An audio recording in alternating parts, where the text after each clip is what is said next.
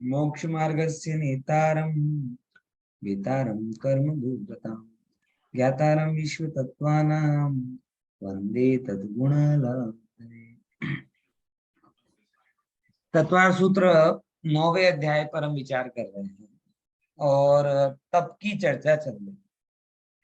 और तप की चर्चा में अगर आपको याद हो तो आखिरी क्लास को यानी शुक्रवार के दिन हमने किस विषय पर डिस्कशन किया था?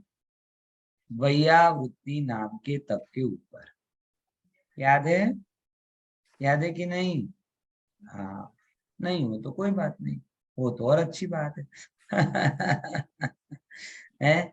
हाँ, तो वैयावृत्ति तप के अंदर एक बात हमने समझने की कोशिश की थी कि सच्ची भावना समर्पण में दिखाई देती है। कोरा कोरा आप किसी से बहुत बोलते रहो कि भैया हम तुम्हें बहुत वो है, ऐसा है, वैसा है, बराबर, लेकिन कभी सहयोग ना करो, कभी उसके लिए समय ना दो, बराबर, तो वो भावना कभी अच्छी नहीं कही। और हाँ, तो जब तक अगर आप इस, हाँ ये It is raining. Yeah. Mara posture. It has stopped raining. That's it.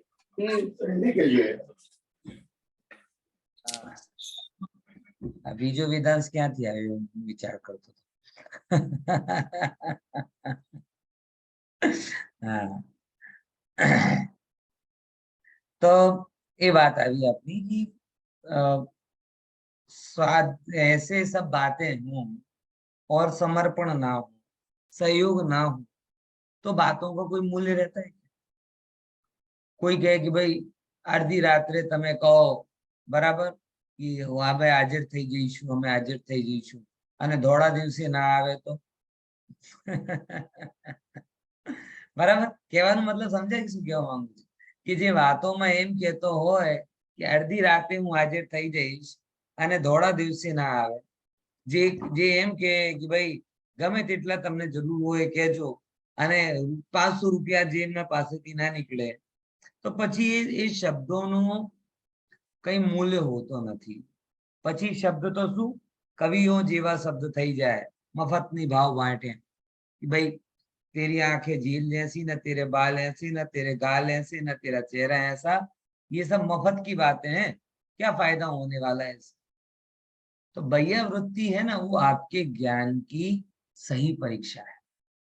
और मैं इतने सालों के सामाजिक अनुभव से इस बात को समझ चुका हूँ कि देखो, ऐसे तो मतलब मेरी अकेली बात नहीं, सबकी बात है। अब पंडित जी बन के कहीं पे भी जाओगे तो सब कहते ही है ना, सब सब बढ़िया है, सब अच्छा है, ये है ना, वो है, बराबर। लेकिन एक्चुअल में जो हृदय से जुड़ता है ना, वो समर्पण करता है।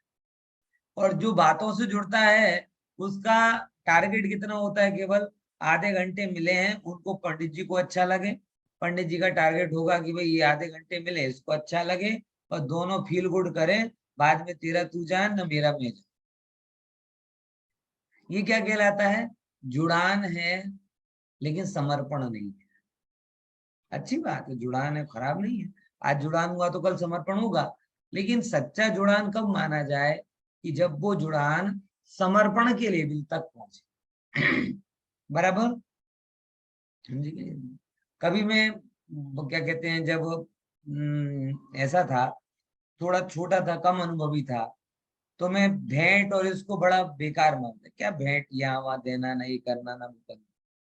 लेकिन धीरे धीरे ये समझ में आया कि भाई इन वस्तुओं की अलग कीमत होती, कि ये कोई के लिए कोई कब करता है कि जब उसके साथ में जुड़ा, बाकी कौन सी भावना सच्ची है और कौन सी कथन मात्र है, इसको परखने का कोई उपाय तो है नहीं आपके पास, बराबर।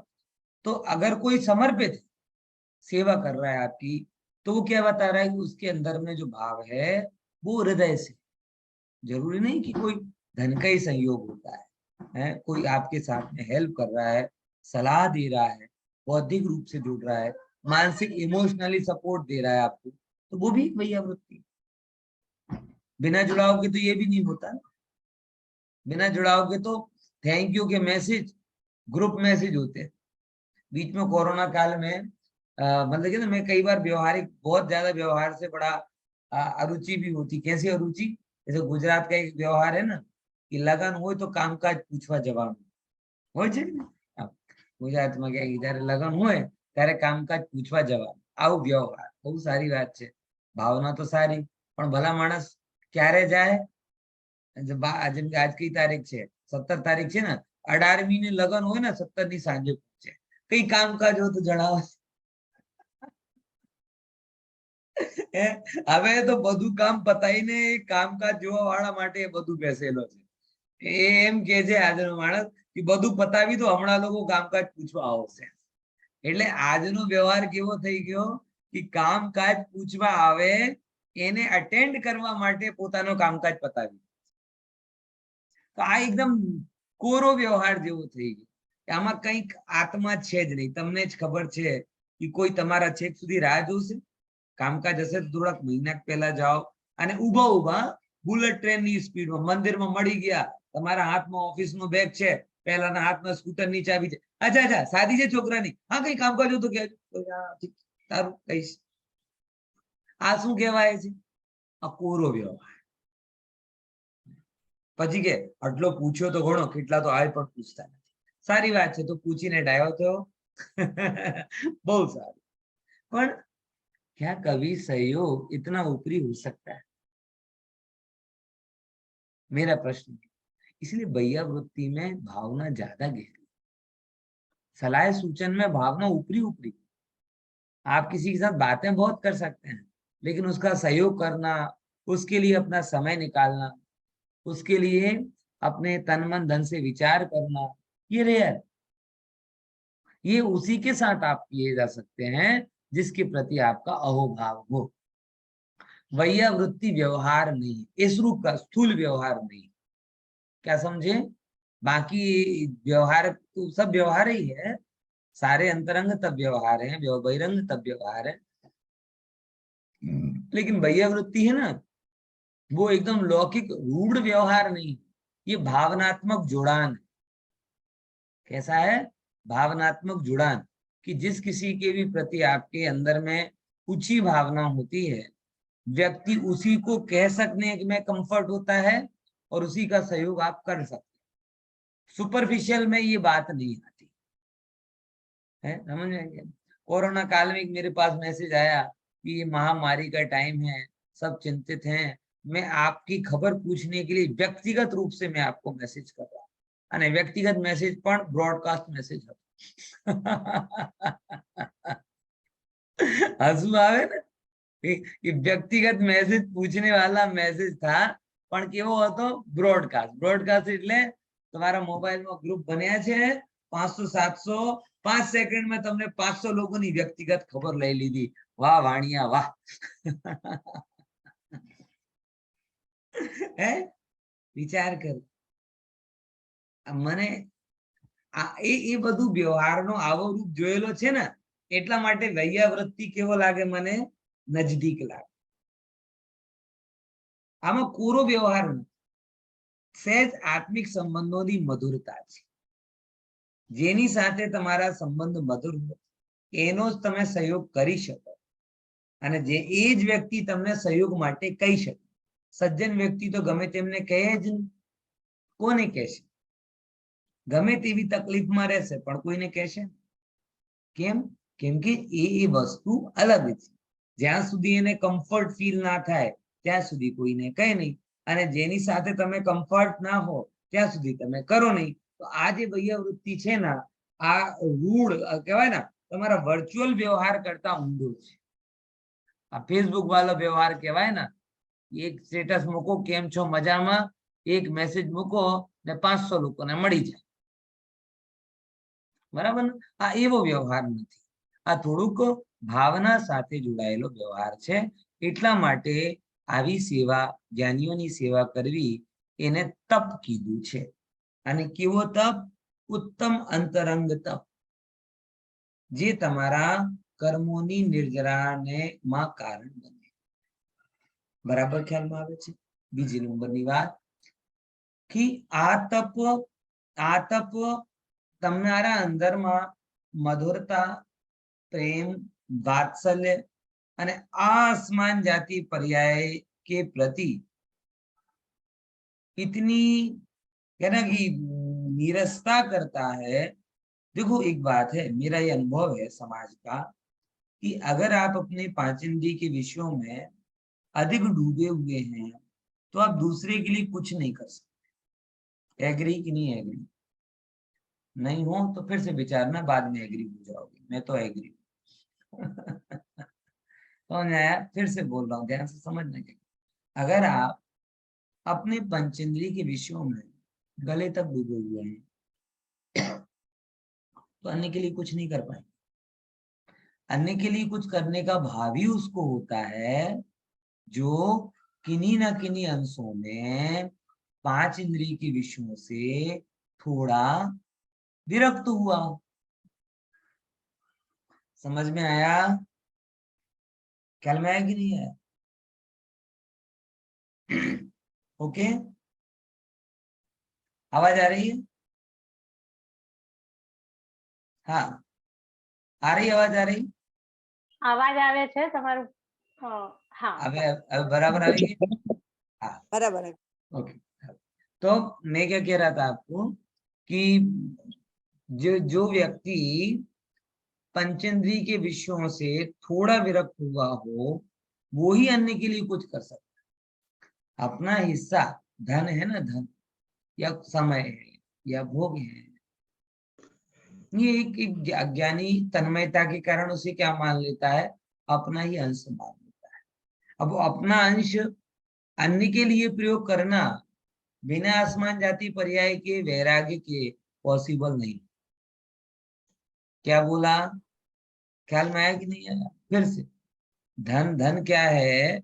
अज्ञानी अपनी मिथ्या मान्यता से कैसा मान लेता है कि अपना अंश, जैसे मानो अपना अंश, और अपना अंश अन्य के लिए प्रयोग करना बिना वैराग्य के पॉसिबल नहीं है। इसीलिए जो वैयावृत्ति कर रहा है, खरे अर्थ में जो खरी वैयावृत्ति करने वाला है वो खरे अर्थ में विरक्त भी है, और विरक्त है इसीलिए वो वैयावृत्ति कर रहा है। तो विरक्त है तो वैरागी हुआ, वैरागी हुआ तो निर्जरा को क्यों नहीं पाएगा? समझ में आया कि नहीं आया? हाँ, ये चीज यहाँ पे थोड़ी इस वैयावृत्ति तक को महिमा दी। अब जरा जो बहुत महत्वपूर्ण तप है, स्वाध्याय नाम का अंतरंग तप, उसको बताने वाला सूत्र आता है।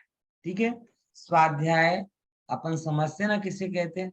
क्या कहते हैं स्वाध्याय? बोलो, अपन किसे स्वाध्याय कहते हैं?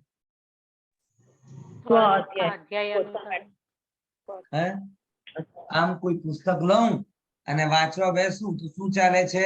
સ્વાધ્યાય ચાલે, બરાબર? પણ હું આટા મારું અને વિચાર કરું તો સ્વાધ્યાય?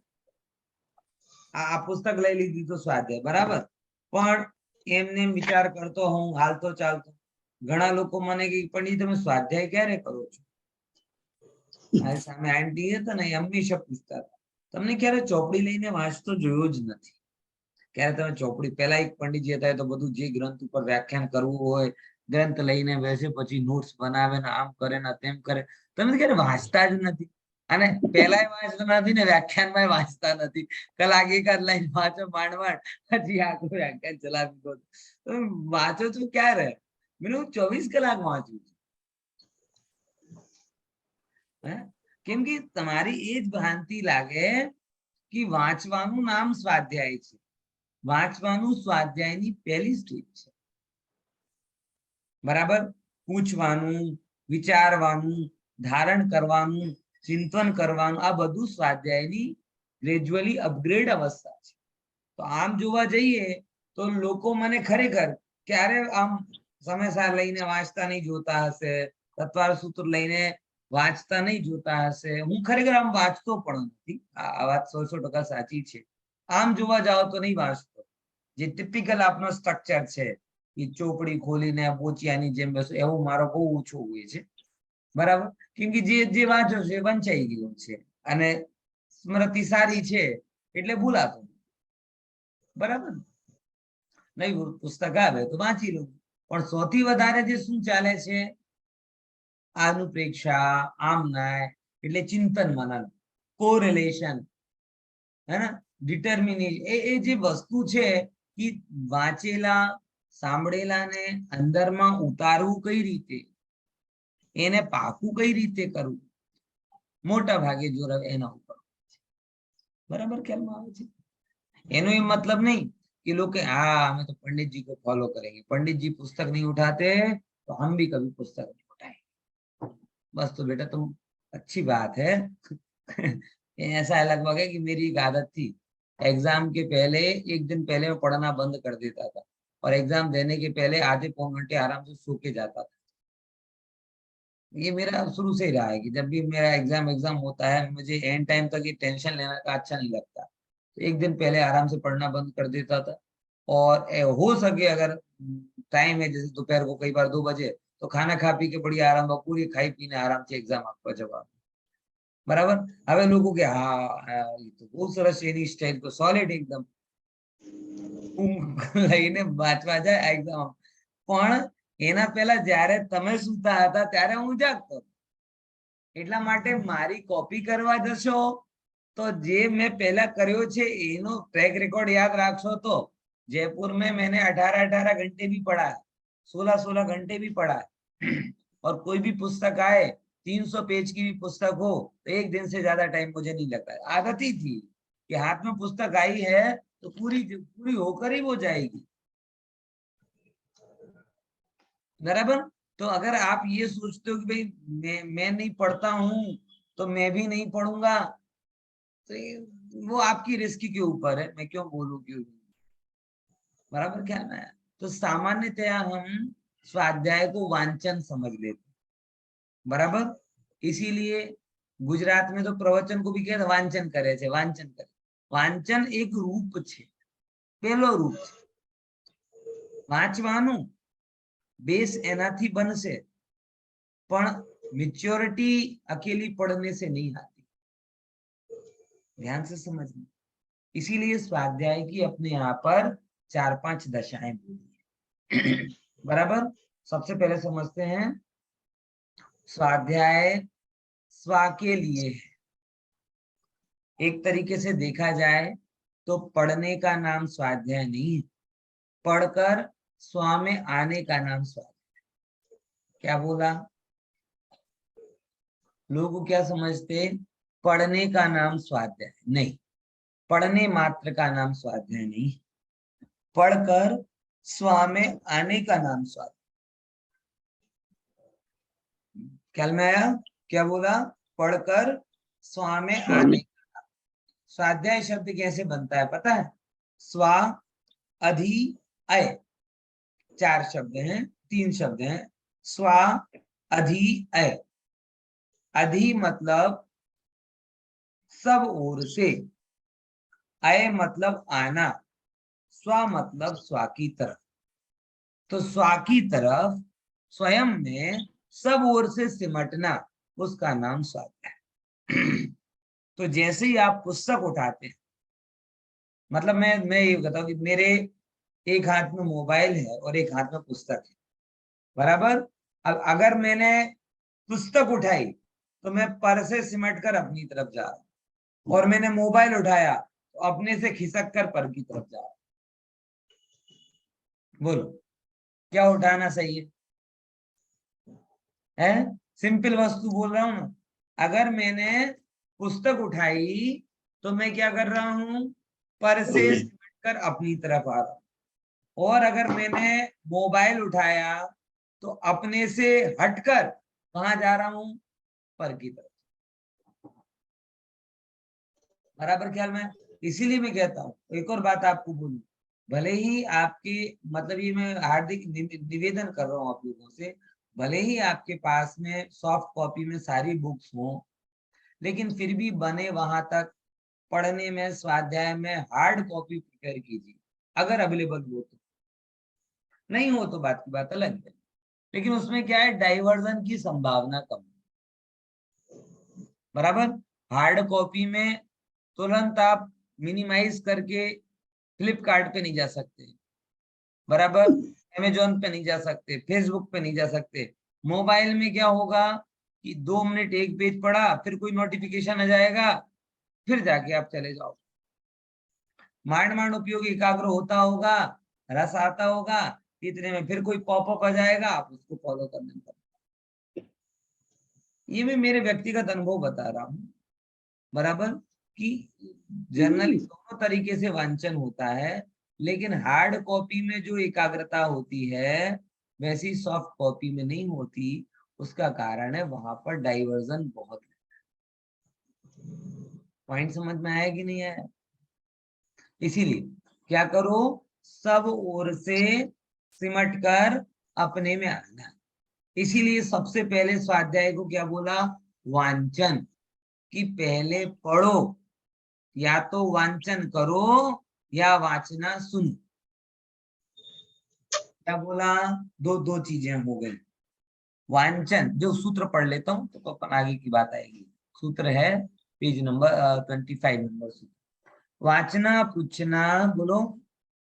वाचना पृच्छना नुप्रेक्षाम्नाय अनुप्रेक्षाम्नाय धर्मोपदेशाः।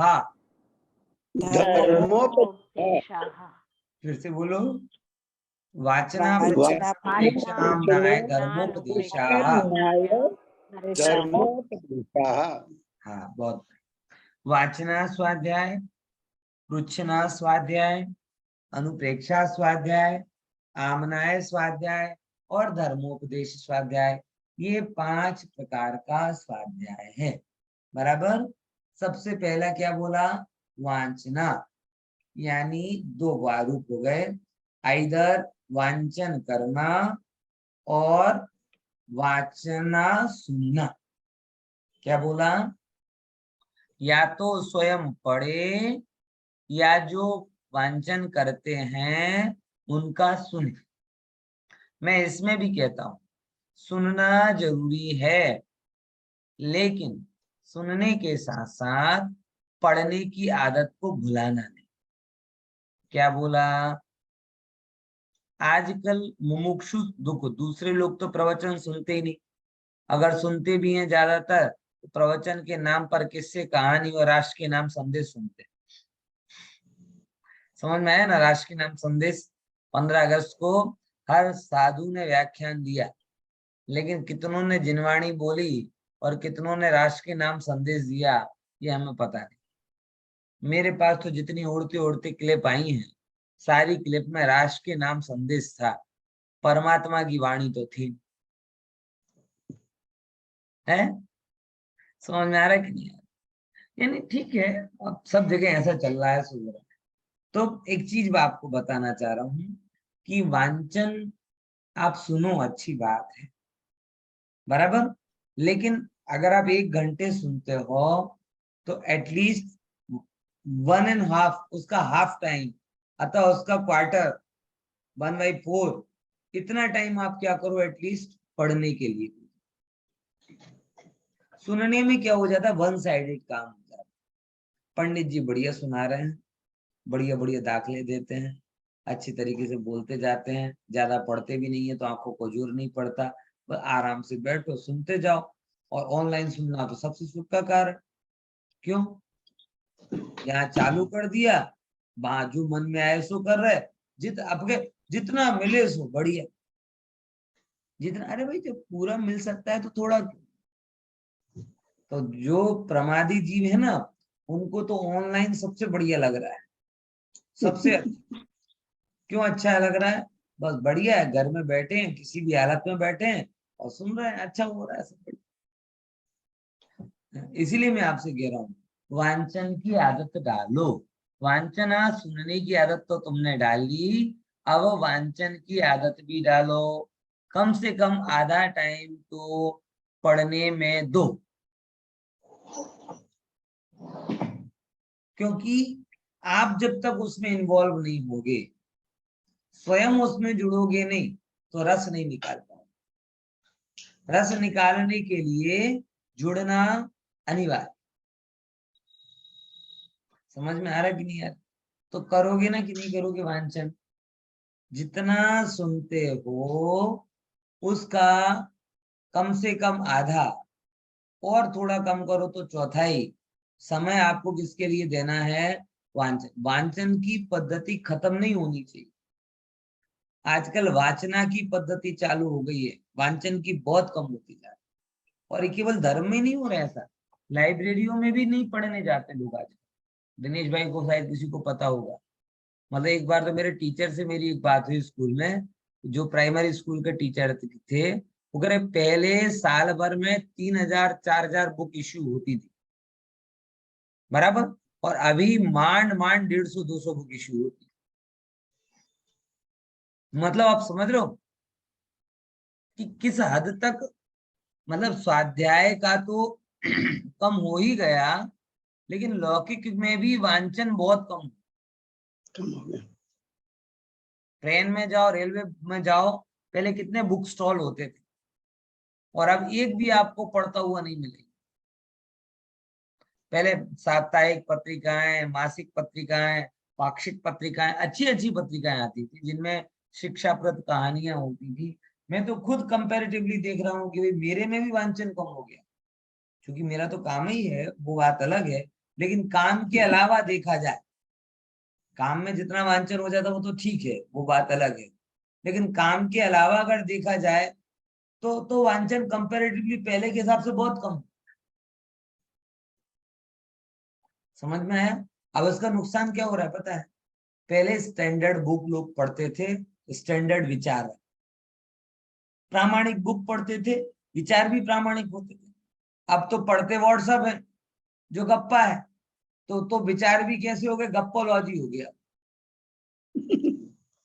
पूरी साइकोलॉजी तो कुछ रही नहीं, फिलॉसफी तो कुछ रही नहीं, सब एक ही लॉजी हो गई। कौन सी? गप्पोलॉजी।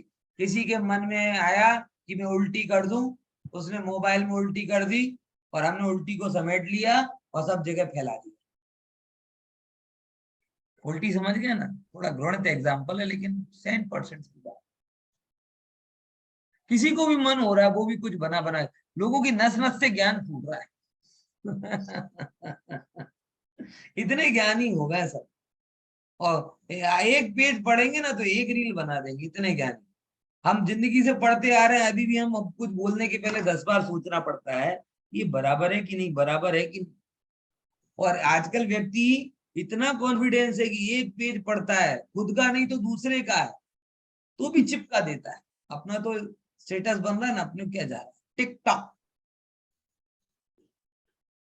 टिकटॉक, बस किसी का भी कहीं पे भी कुछ लो, आपने अपना चेहरा जोड़ा, तो बस नस नस से ज्ञान फूट रहा है लोगों। है, बोलने में, खाने में, सुनने में, पीने में, सब जगह उनके अंदर से ज्ञान निकल। अच्छा, पढ़ कोई नहीं रहा और ज्ञानी सब। हमारे गजब विरोधाभास है, हम किस जमाने में जी रहे हैं पता नहीं।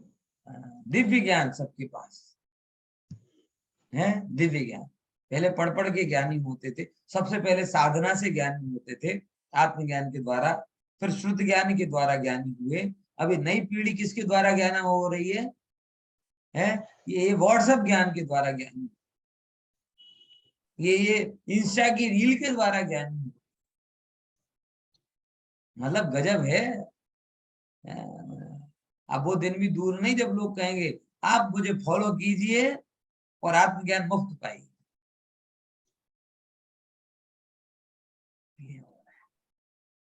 इसीलिए वांछन स्टैंडर्ड में मैं निवेदन कर रहा हूँ सबको। एक्चुअल में बार बार मैं कह रहा हूँ, ये आपको नहीं करना, ये आपके द्वारा सब तक पहुंचाना है। मेरे सामने तो जो होगा मैं उन लोगों को कहूंगा, आपके सामने जो है आप उन लोगों को कहिए, लेकिन एक पद्धति विकसित कीजिए प्रामाणिकता के लिए, परिष्कार के लिए, कि लोग पढ़े।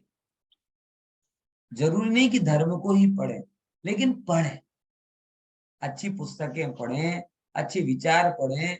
सदियां बीत गई हैं, व्यक्तियों ने एक स्टैंडर्ड बुक नहीं, नॉवेल नहीं पढ़ा हो शायद। अब मैं कई लोगों से पूछ चुका हूं कि बिफोर मोबाइल युग आप क्या करते थे? हैं, ये खुशी बहनी बोलती मुझे पढ़ने का बहुत शौक था। बराबर ना। तो एक एक अच्छा नॉवेल्स भी पढ़ती थी, है, उपन्यास नॉवेल्स भी पढ़े, पढ़ती थी। उपन्यास, कोई निबंध, एक स्टैंडर्ड बुक, खराब नहीं, अच्छी पढ़ना अच्छी आदत है। अच्छे विचार को, अच्छे लेखकों को पढ़ना बहुत अच्छी बात, खराब नहीं है कुछ, बराबर। हाँ, तो वो होता था एक, ये बिफोर एरा। अभी उसके बाद में मैंने कई लोगों से पूछा जो बहुत इंटेलिजेंट है, मैंने आपने आखिरी बुक कौन सी पढ़ी थी? लिटरली वो एकदम ब्लैंक हो गए, लिटरली। और मैं आपसे बोल रहा हूं, आपको अगर किसी को ब्लैंक फेस करना है, ये आप क्वेश्चन कर सकते,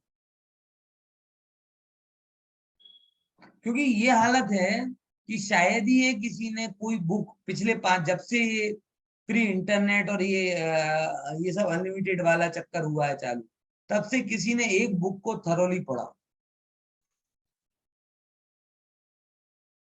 कपड़े में 500 बाहर जाएंगे, सैंडविच और पिज्जा में पैसे खर्च कर देंगे, लेकिन एक अच्छी बुक लेने के लिए पैसे नहीं निकलते, महंगी है, महंगी, इंटरनेट पे डाउनलोड करके पढ़ लेंगे। ऐसे ऐसे कहते हैं ना, वो डाउनलोड होता है ना पढ़ाता है ना कुछ। समझे कि नहीं समझे? है, आप कह रहे हो मत पूछना किसी से, क्यों किसी को दुखी करना, पहले बोला था पूछ लेना, लेकिन अब अंतर्मन की करुणा जागी तो बोला कि रहने दो, मत पूछना, बराबर।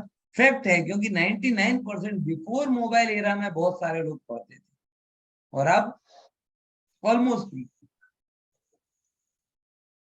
बराबर। अब पूरा ज्ञान ये फेसबुक, व्हाट्सएप, इंस्टा, इनके इनमें जितना ज्ञान समझ गया तो समझ गया, और इसके ज्यादा ज्ञान हम अफोर्ड नहीं कर पाते। बराबर, ख्याल में आएगी? हाँ बोले तो। પહેલા ચશ્મા બધાને વાંચી વાંચીને આવતા હતા, હવે બધાને જોઈ સ્ક્રીન જોઈ જોઈને આવે છે. હે, સાચી વાત છે, ખ્યાલમાં આવે છે કે નહીં? એટલે આ सर लेकिन બધા कभी कभी वो पढ़ने के लिए प्रॉपर मटेरियल भी नहीं मिलता, वो મેં બી परफेक्ट वस्तु नहीं मिलती, ये भी હા, बहुत प्रॉब्लम होता ના है। એ તો છે, એના ક્યાં ના પાડીએ છીએ, એ તો પહેલા પણ નહોતો મળતો, તો પહેલા આપણે શોધતા હતા ને, 4 લોકોથી પૂછતા હતા કે ભાઈ કઈ સારી, જેમ કે હું છું, બરાબર, કોઈ બુક મને લેવી હોય તો કોકનો રિવ્યુ લઈશ, કઈક એનો પર, એટલે જેમ અત્યારે તમે શું વિચારો તો એમ પેલા મહેનત કરો છો, મહેનત તો થોડી ઘણી લાગે ને, બધું હેન્ડ થોડી મળે, બરાબર. હા, તો મળતું નથી માટે વાંચવું નથી, આ લોજિક બરાબર નથી.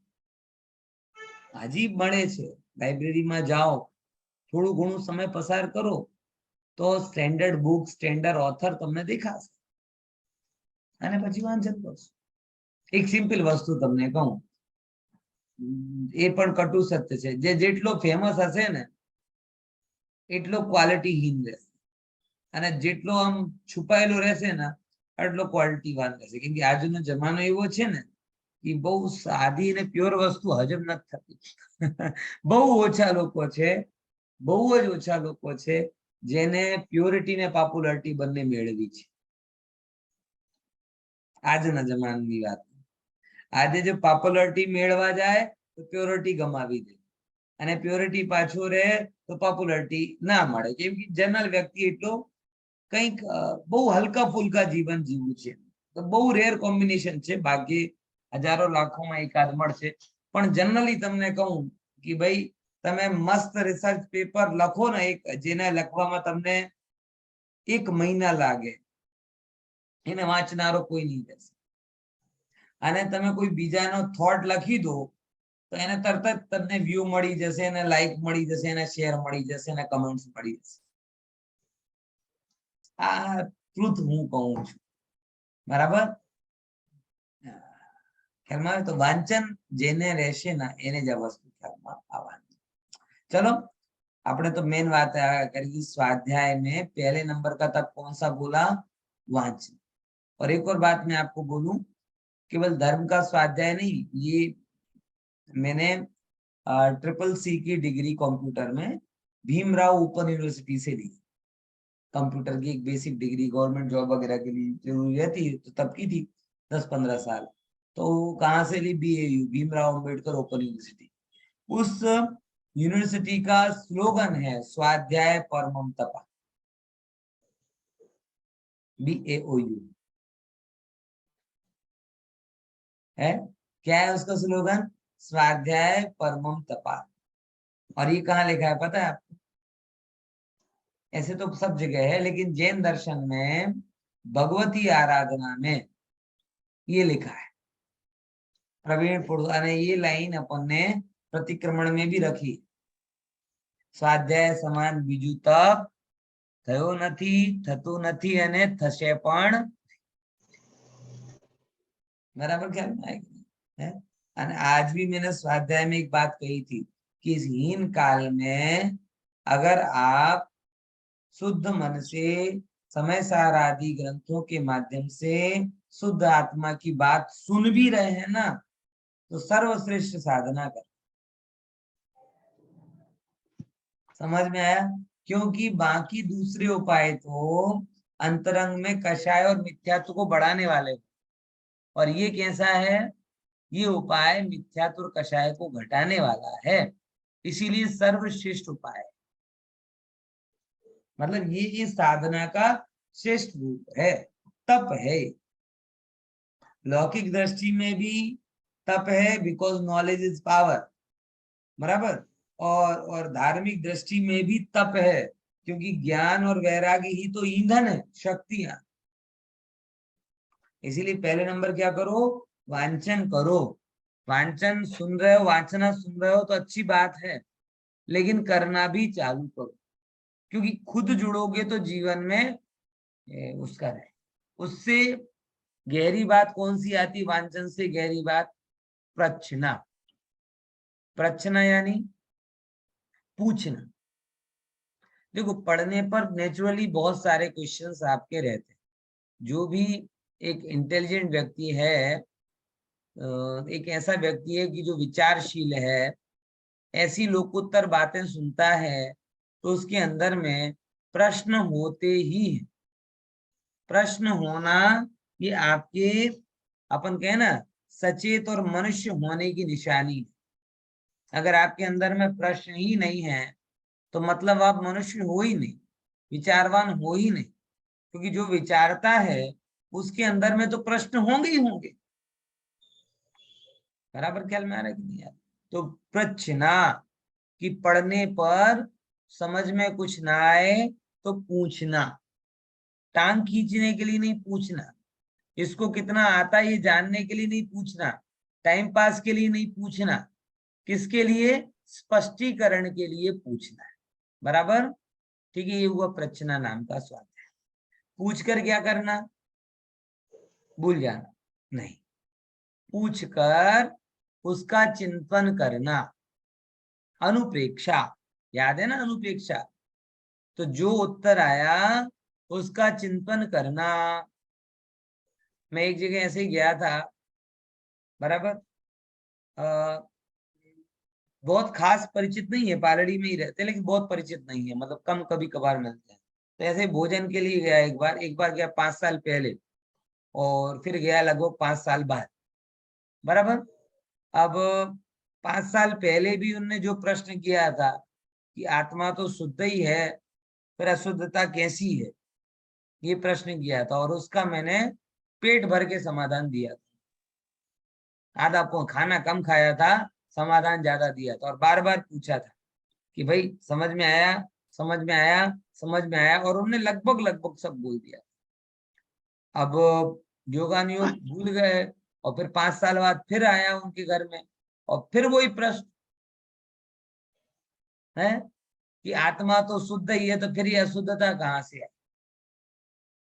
तो फिर मैंने उनको पूरा फ्लैशबैक कराया। मैंने 5 साल पहले जब मैं आया था तब ये सोफा नहीं था, यहाँ कुर्सी थी, बराबर।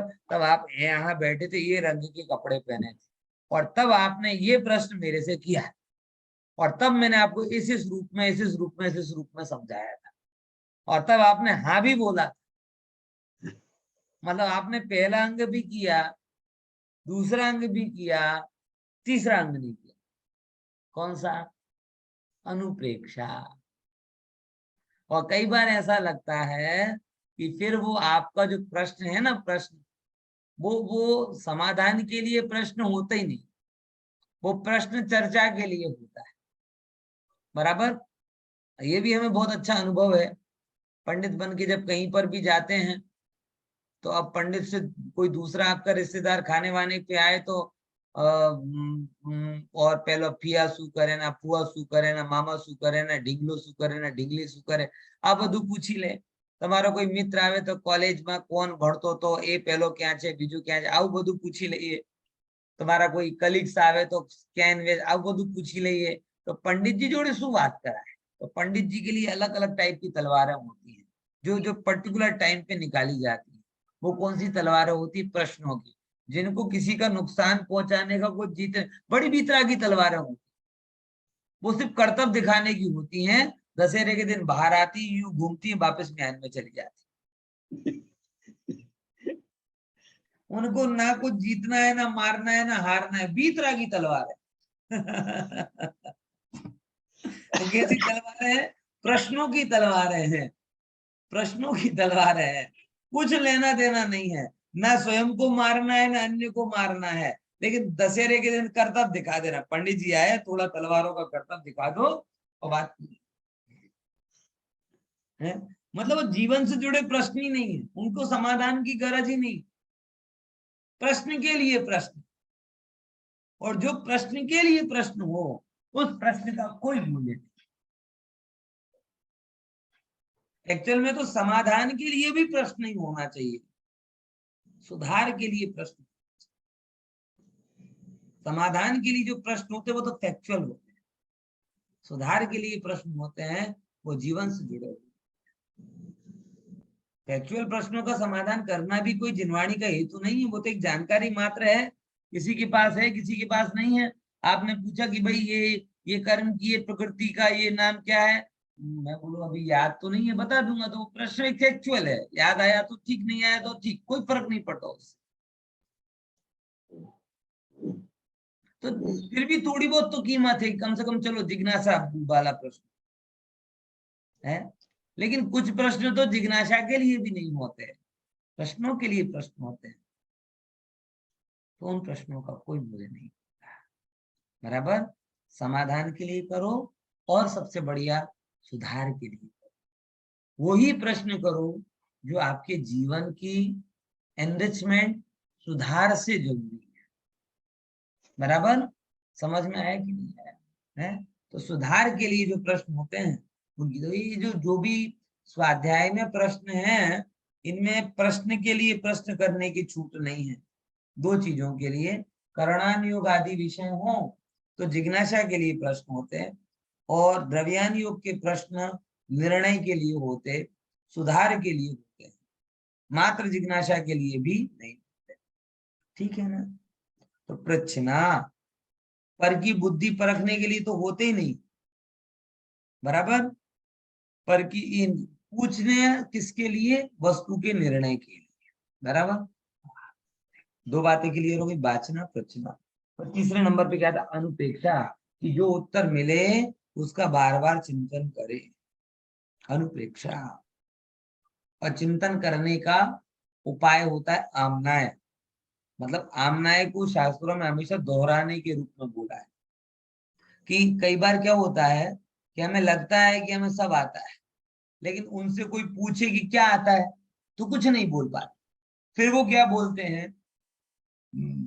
पंडित जी आवड़े છે તો બધું પણ કહેતો નથી ફાવ। आवड़े तो छे पण कहतो नहीं फाव। आचार्य कह रहे हैं एक बड़ी सिंपल सी बात, मतलब मनोविज्ञान का सूत्रावत, जिस चीज को आप इजी भाषा में कह सको उसे ही आप समझे हो। जिस चीज को आप कह ना सको मतलब आप समझे नहीं। सिंपल। क्या बोला? जिस समझे हुए क्या कहलाओगे आप? सरल। मैं ये नहीं कहता बहुत अलंकार, तोतला भी हो ना, तोतला व्यक्ति वेदांत जितना भी हो ना, तो भी अगर वो कोई चीज को समझ जाता है तो कैसे भी करके वो कह देता है, और कह नहीं पा रहा है मतलब वो समझा भी। इसीलिए अपने आप को इस भ्रम में मत रखना कि प्रवचन समझ में तो पूरे आ जाते हैं, बस हम कह नहीं पाते। बहुत सारे लोग इस भ्रम में रहते हैं। क्या कि समझ में तो पूरे आ जाते हैं, बस कह नहीं पाते। कह नहीं पा रहे हो मतलब समझे ही नहीं, क्योंकि अगर अच्छे से समझ जाते तो सादी भाषा में दोहरा देते। तो आमना ही क्या कहलाता है? जो पाठ समाधान मिला, जो पाठ पढ़ा, उसको क्या कर देना? दोहरा देना, बार बार वर्ड टू वर्ड दोहराना, शब्दों के रूप में दोहराना, मेमोराइज करना उस चीज को, वो कहलाता है आमना। और फिर उसके बाद में जब आपके चारों पूरे हो जाएं और काफी ज्यादा आपका अध्ययन हो, तब फिर 5वें नंबर की स्टेज आती है धर्मोपदेश, जो कि दुर्भाग्य से हम सबसे पहले बन गए, है ना। आजकल सब धर्मोपदेश दे रहे ना। आप देखो ना, चक्का ने मक्का होए, बधाना 1000 फॉलोअर होए અને ચક્કા મક્કા બંને શું કરે? રોજ જ્ઞાનની એક વાત આપે। ચક્કા મક્કા સમજી ગયા ને? ધર્મોપદેશ આપે। ચક્કેશ્વર આનંદ ને મક્કેશ્વર આનંદ હે, બધા ચક્કે મક્કેશ્વર આનંદ એ બધા જ્ઞાનની વાતો આપે। વાંચન નથી, કૃચ્છના નથી, અનુપેક્ષા નથી, આમનાય નથી, પણ 30-30 સેકન્ડ નો ધર્મોપદેશ બધા આપે। 30 સેકન્ડ નો ધર્મોપદેશ સમજી ગયા ને? કે વોટ્સએપ નો સ્ટેટસ 30 સેકન્ડ થી વધારે નથી। હા, સમજાય કે નહીં? ચલ એક આપણે આગળ લઈએ। હા, શું કહે છે? અને બીજા એક વાર વાત કહું, આગળ તો કહીશું कि धर्मोपदेश अनिवार्य हिस्सा नहीं है। बराबर समझे कि नहीं समझे? धर्मोपदेश अनिवार्य हिस्सा नहीं है, धर्मोपदेश ऑप्शनल है कि अगर कोई पात्र हो तो बोलना। ज्ञान का अजीर्ण नहीं होना चाहिए कि इतना ज्यादा ज्ञान हो जाए कि पकड़ पकड़ कर सुनाओ सबको, कि लोग भागने लगे आपसे, भाई दूर रहो हमणा जे आवशे ने ज्ञान बताओ से, ज्ञान पेल से जोरदार सवार साम, आવું नहीं होना चाहिए। ज्ञान को, अज्ञानता को जैसे पचाते हो, ज्ञान को उससे ज्यादा जरूरी है। शास्त्रों में तो ऐसा तक कहा है, मनुस्मृति आदि ग्रंथों में, कि जो जिज्ञासु ना हो ना, उसके लिए तो अपना ज्ञान लोहे की भांति मानना, ऐसा तक बोला है। समझे कि नहीं समझे? ऐसा ठीक है ना। चल, अब क्या कहते हैं? स्वाध्याय की परिभाषा, स्व अधि आय, एक अलग अर्थ किया। स्व अधि आय कि सब निज आत्मा के अधि मतलब ज्ञान का लाभ, जिस क्रिया से आत्मज्ञान का लाभ होता है। बराबर क्या बोला? जिस क्रिया से किसका लाभ हो? आत्मज्ञान का लाभ होता है, वो स्वाध्याय है। आत्मज्ञान का लाभ ना होता हो तो स्वाध्याय नहीं है। मतलब जो स्वाध्याय आपके अंदर में वितरागता ना बढ़ाए, वैराग्य ना बढ़ाए, स्थित बुद्धि ना बढ़ाए, बराबर और दूसरे काम करे, तो स्वाध्याय नहीं। पढ़ दिया स्वाध्याय में आत्मज्ञान का लाभ। अब देखो, अपने हितार्थ तथा अन्य भव्य जीवों का हित करने के लिए सिद्धांत आदि ग्रंथों का पठन पाठन करते हैं, उसे स्वाध्याय कहते हैं। किसके लिए? अपने हित के लिए। दूसरे नंबर, अन्य भव्य जीवों के हित के लिए। देखो स्वाध्याय में एक नहीं है। देखो अगर आपके साथ में चर्चा कर रहा हूं तो आपका तो भला है ही है, मेरा भी भला है, मेरा भी भला है। अगर आप कोई प्रश्न पूछेंगे तो आपका तो भला होगा ही होगा, मेरा भी भला होगा, क्योंकि आप अगर कुछ पूछेंगे तो मैं विचारूंगा ना, पूछे बिना तो विचार कैसे चलेगा। कई बार ऐसा होता है कि कोई प्रश्न करता है और प्रश्न करने पर इतना अच्छा वो समाधान अपने को आता है कि अपने खुद आश्चर्य होते हैं, पता मतलब वो चीज आपको खुद अच्छा करेगी, लेकिन वो अंदर पड़ी हुई थी, बाहर कब आई? किसी ने प्रश्न किया तो आई। इसीलिए एक और बात मैं आपसे कहता हूँ, जो आपको आता भी हो ना तो भी चर्चा करो। किसके लिए? एक तो आता है, ये एक हिपोथेटिकल भी होता है। दो लोगों के बीच में आप बात करोगे तो कुछ चीज आपको नहीं आती होगी, कुछ आती होगी तो मिल जाएगी, बराबर। दूसरे नंबर, अगर आपको सब भी आता हो तो भी पक्का होगा, समझाओगे तो पक्का हो। और तीसरे नंबर पे, अपनी बात है तो आनंद आएगा, दूसरी विकताओं से बचोगे। तो आता भी हो तो भी प्रश्न करो, अगर गलत आता होगा तो सुधर जाएगा, सही आता होगा तो पुष्टि मिलेगी, दोनों में बेनिफिट। क्या बोला? प्रश्न करने में क्या फायदा हुआ? गलत आता होगा तो क्या हो जाएगा, पूछोगे तो ओरिजिनल हीरा आएगा तो कांच है ये पता चलेगा ना। एक नीति का एक बहुत सुंदर श्लोक आता है कि कोयल भी काली है, काको काका पिका पिका, ऐसा आता है कि कोयल भी काली है और कागड़ा भी काला है, लेकिन मधुमास के आने पर ही पता चलता है कि काक काक है और कोयल कोयल। ऐसे देखोगे तो कोयल भी आपको वास्तव में फैक्ट है, कोयल और कौवे में ज्यादा अंतर नहीं दिखेगा। कब अंतर दिखेगा?